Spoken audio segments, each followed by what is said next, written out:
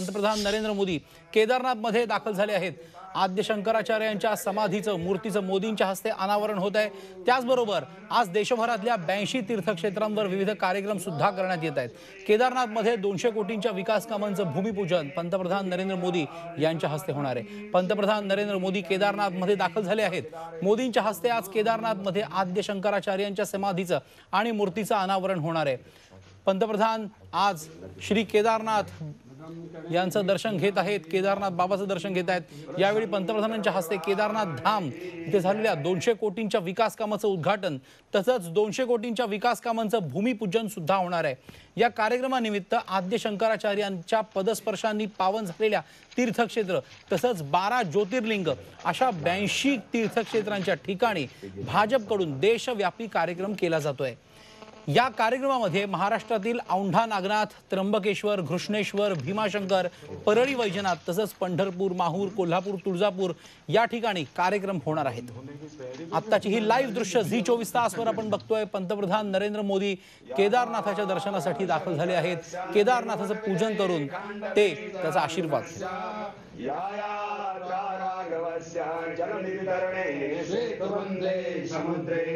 याया श्रावाय सोनो अवसतिगमने लक्ष्मणे शाग्यविन्ने साया त्रासिद्धिदात्रे सर्वसौख्यं ददाति शरणे भवन्तु सुखिनः शरणे सन्तु निरामयाः शरणे भद्राणि पश्यन्तु मा कश्चित् दुर्भाग् भवेत्।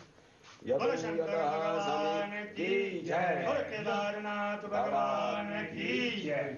यतो यथा समेहसे ततो नो अवयं कुरु सन्नः कुरु प्रजा। पंतप्रधानपदी 2014 साली विराजमान झाल्यानंतर पंतप्रधान नरेंद्र मोदी सातत्याने केदारनाथ इथे दर्शनासाठी येतात। केदारनाथाचा दर्शन घेऊन ते मनोकामे इथे पूजा सुद्धा करतात। 2013 मध्ये केदारनाथ या ठिकाणी तसंच उत्तराखंडमध्ये प्रलय आला होता, महापूर आला होता आणि त्यावेळेला आदि शंकराचार्यांच्या समाधीचं मोठं नुकसान झालं होतं। त्याचवेळी पंतप्रधान नरेंद्र मोदींनी या समाधीचं पुन्हा दुरुस्ती आणि देखभालीचा संकल्प सोडला होता आणि त्यानुसार आज ते या समाधीचं पुन्हा एकदा लोकार्पण करत आहेत। और 5 साल हमारी सरकार में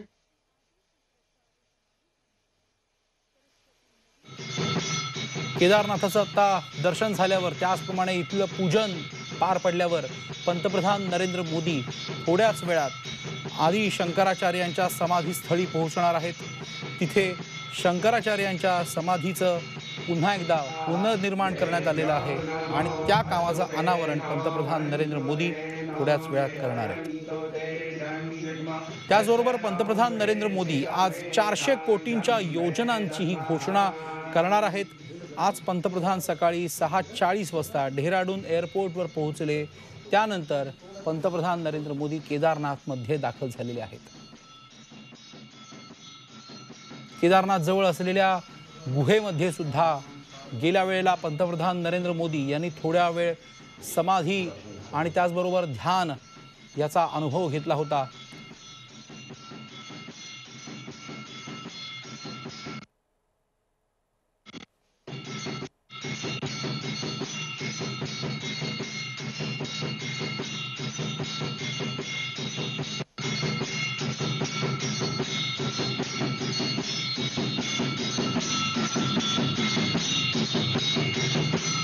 पंतप्रधान नरेंद्र मोदी आज केदारनाथ इथे पूजन करत असतानाच देशभरामध्ये 82 ठिकाणी विविध तीर्थक्षेत्रांवर पूजन होणार आहे।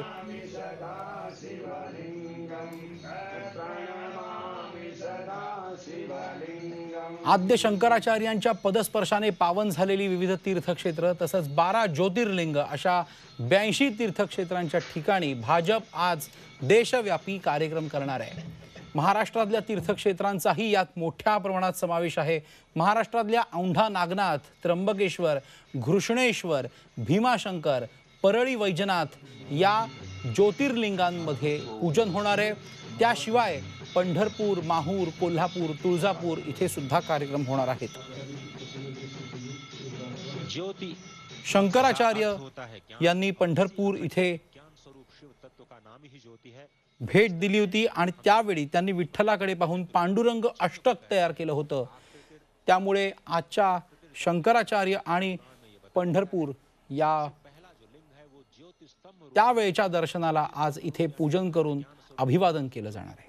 जिसे हम ओमकार के रूप में भी जानते हैं, ये सूक्ष्म लिंग प्रणव रूप है जो निष्कल है। अगर हम सूक्ष्म अपने शरीर की बात करें तो जिस तरह से हमारे शरीर के अंदर सूक्ष्म शरीर और स्थूल शरीर होता है, कारण शरीर होता है, उसी तरह से ये ज्योतिर्लिंग भी आप समझ सकते हैं कि जो लिंग स्वरूप है, जो निर्गुण निराकार ब्रह्म है, वो ही शिव के लिंग के मूल कारण है और स्वयं लिंग रूप भी हैं। और इसीलिए जो शब्द, स्पर्श, रूप, रस, गंध आदि से रहित जो कि अगुण हैं, अलिंग हैं, निर्गुण हैं, उसी तत्व को शिव कहा गया है। लेकिन वही अलिंग, वही निर्गुण शिव तत्व साकार रूप में, लिंग रूप में अपने भक्तों के लिए प्रकट हो जाता है। संपूर्ण जगत को ही लिंगभूत माना गया है। शिव जी के संपूर्ण लिंगों की कोई निश्चित संख्या तो नहीं है, लेकिन 12 ज्योतिर्लिंगों का बहुत ही प्रमुख स्थान है। और ये ज्योतिर्लिंग जो केदारनाथ है वो 11वां ज्योतिर्लिंग कहा जाता है। सौराष्ट्र में सोमनाथ, श्रीशैल पर मल्लिकार्जुन, उज्जैनी में महाकाल, ओमकार तीर्थ में परमेश्वर, हिमालय के शिखर पर केदार, डाकिनी क्षेत्र में भीमशंकर, वाराणसी में विश्वनाथ, गोदावरी के तट पर त्रयंबक, चिताभूमि में वैद्यनाथ, दारुकावन में नागेश, सेतुबंध में रामेश्वर और शिवालय में घुष्मेश्वर का स्मरण करते हुए जो पंतप्रधान नरेंद्र मोदी यांच्या हस्ते केदारनाथाचं पूजन पार पडलेलं आहे। मनोभावे त्यांनी केदारनाथाची पूजा अर्चा केली। त्याचबरोबर देश कोरोनामुक्त होऊ दे, त्याचबरोबर देशावरची सर्व संकट, बाह्य शक्तींची आक्रमण जाऊ देत, दूर होऊ देत संकट, अशी त्यांनी मनोभावे प्रार्थना केली। आणि पंतप्रधान नरेंद्र मोदी आता थोड्याच वेळात आदि शंकराचार्यांच्या समाधीस्थळी पोहोचणार आहेत। यात्रा पर निकल चुके हैं। परिक्रमा इस वक्त मंदिर की आप कर रहे हैं। अगर हम इस मंदिर की बात करें तो केदारनाथ धामचे मुख्य पुजारी ओंकारेश्वर शुक्ला यांनी पंतप्रधान नरेंद्र मोदी यांच्याकडून केदारनाथाचं पूजन करून घेतलं। त्याचं पौरोहित्य ओंकारनाथ शुक्ला यांनी केलं होतं। रेतस कुंड मनोहरम हंस कुंड केदारनाथ धाम मधून आज पंतप्रधान नरेंद्र मोदी थोड्याच वेळात देशाला संबोधितही करणार आहेत। श्री केदार नमाम्यहम अन्नपूर्णा सह अपर्णा काल भैरव शोभितम पंच पांडव द्रौपदी सह जय केदार नमाम्यहम शिव दिगंबर भस्मधारी अर्धचंद विभूषितम शीश गंगा कंठ फणिपति जय केदार नमाम्यहम कर त्रिशूल विशाल डमरू ज्ञान गान विशारदम मद महेश्वर तुंग ईश्वर रुद्र कल्प महेश्वरम। पंतप्रधानांनी आज केदारनाथाची पूजा केली। या पूजेचं वैशिष्ट्य म्हणजे बागंबर वस्त्र हे त्यांनी भगवान केदारनाथ यांना वाहिलं आहे आणि त्यानंतर हे बागंबर वस्त्र आपण पंतप्रधानांच्या हातात ते वस्त्र पाहू सुद्धा शकतो। ते बागंबर वस्त्र त्यांनी हातात घेतलेलं आहे।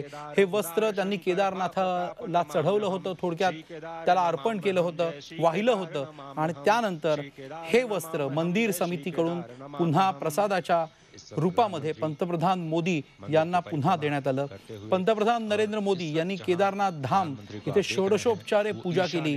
दही, दूध, मध या सगळ्या गोष्टी एकत्र करून केदारनाथाचं पूजन त्यांनी केलं।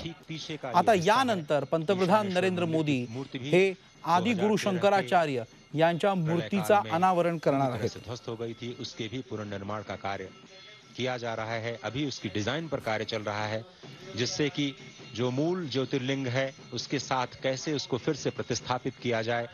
मंदिर के ठीक पीछे इस वक्त जो दृश्य आप देख रहे हैं वो अमृत कुंड है। इस अमृत कुंड में भी बताया जाता है कि 2 शिवलिंग हैं और यहाँ पर स्कंद पुराण में भगवान शिव कहते हैं कि इस अमृत कुंड से जो अपने बाएं हाथ से जल का पान करता है, क्योंकि वो यही जल होता है जो भगवान के रुद्राभिषेक के बाद इस अमृत कुंड में जाता है। इस अमृत कुंड में चारधाम यात्रेतलं एक महत्त्वाचं आणि अतिशय मानाचं, देशभरात मानाचं स्थान म्हणजे केदारनाथ। उत्तराखंड राज्यामध्ये केदारनाथ हे देवस्थान आहे। या केदारनाथाचं दर्शन पंतप्रधान नरेंद्र मोदी यांनी थोड्याच वेळापूर्वी केलेलं आहे। षोडशोपचारे केदारनाथाची त्यांनी पूजा केली। ज्योतिर्लिंग मंदिर के केदारनाथाची यात्रा अतिशय खडतर अशी समजली जाते। केदारनाथ, बद्रीनाथ, गंगोत्री आणि जमुनोत्री ही चारधाम यात्रा नजर आ रहा है विशाल करण्याचं महत्त्व हिंदू धर्मामध्ये सांगितलेलं आहे। त्याप्रमाणे पंतप्रधान मोदी हे सातत्याने अनेक वेळा आपण पाहिलं असेल केदारनाथाच्या दर्शनासाठी येत असतात। केदारनाथाच्या मंदिर परिसरामध्ये झालेल्या प्रलयामुळे मोठं नुकसान झालं होतं 2013 साली आणि त्यानंतर झालेल्या निर्माण कार्यामध्ये सुद्धा पंतप्रधान नरेंद्र मोदी यांनी त्यानंतर या सगळ्या गोष्टींचं उद्घाटन केलं होतं। 1 वर्ष बरोबर केदारनाथाचं मंदिर त्यावेळेला बंद होतं। serene atmosphere here in Kedarnath. Quite a picture to watch. Ajay, it has been या दौऱ्यामध्ये पंतप्रधान नरेंद्र मोदी सरस्वती घाट इथे brightly पौरोहित्य करणाऱ्यांसाठी एक आवास म्हणजे थोडक्यात निवासस्थानाची योजना आहे। त्याचबरोबर एक सुरक्षा भिंत सुद्धा उभारण्यात आली आहे, त्याचं सुद्धा लोकार्पण करणार आहेत। सरस्वती घाटावर आता थोड्याच वेळा पंतप्रधान नरेंद्र मोदी जाणार आहेत, तिथे या योजनांचं ते लोकार्पण करणार आहेत। पंतप्रधान नरेंद्र मोदी या दौऱ्यामध्ये साधारणतः 250 कोटी रुपयांच्या योजनांचं लोकार्पण करतील। त्याचबरोबर 150 कोटी रुपयांच्या योजनांचा ते शिलान्यास सुद्धा ठेवणार आहेत। मोठ्या प्रमाणात आज का दिन है वो बहुत ही महत्वपूर्ण कहा जाता है। विकास कामं केदारनाथ परिसरामध्ये सुरू आहेत, त्याचं अनावरण आज पंतप्रधान नरेंद्र मोदी यांच्या हस्ते होणार आहे। विशेष म्हणजे आदि शंकराचार्य यांच्या समाधीचं लोकार्पण आज पंतप्रधान नरेंद्र मोदी यांच्या हस्ते होणार आहे। देशातील 87 प्रमुख मंदिरांमध्ये खास सोहळा आयोजित केला आहे। विविध ठिकाणी याच वेळेला आता विविध मंदिरांमध्ये पूजन केलं जात आहे। भाजपतर्फे आज विविध कार्यक्रम ठेवण्यात आले आहेत। एकीकडे केदारनाथमध्ये पंतप्रधान नरेंद्र मोदी केदारनाथाचं पूजन करतायत, त्याच वेळेला देशभरामध्ये भाजपतर्फे आज विविध मंदिरांमध्ये 400 ठिकाणी 87 ठिकाणी आज देशभरामध्ये पूजन सुरू आहे।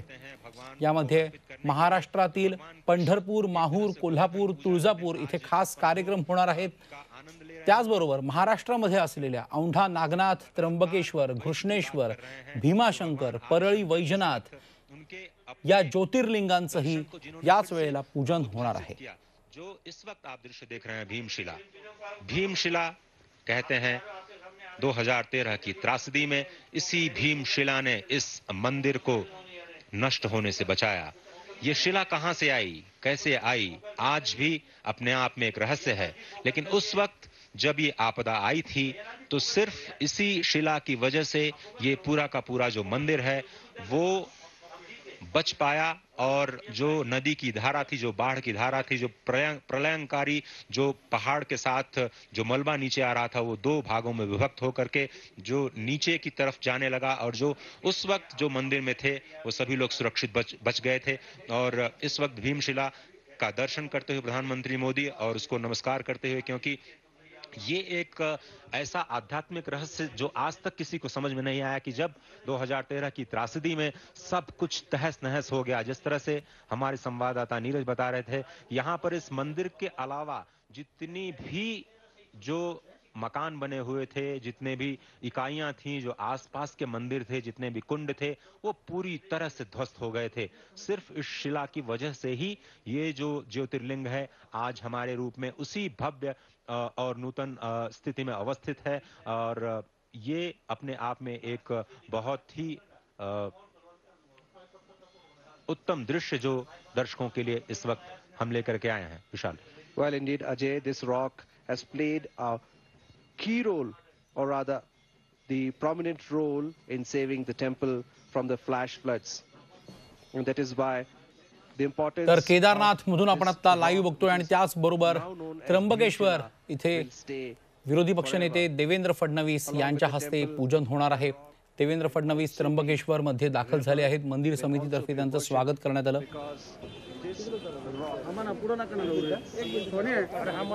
आज देशभरात 86 ठिकाणी भाजपतर्फे पूजन करण्यात येत आहे. कोरोनाने वाट लावली. पोटा पाण्याचा प्रश्न सुद्धा तयार झालाय. दिवाळखोर व्हायची वेळ झाली. धंद्यांना पूर्ण नुकसान झालेलं आहे. तुमच्या जवळच्या दुकानदाराकडूनच वस्तू खरेदी करा आणि कोरोनानं उद्ध्वस्त झालेल्यांना मदतीचा हात द्या. संकल्प दिवाळीचा, संकल्प झी 24 तासचा.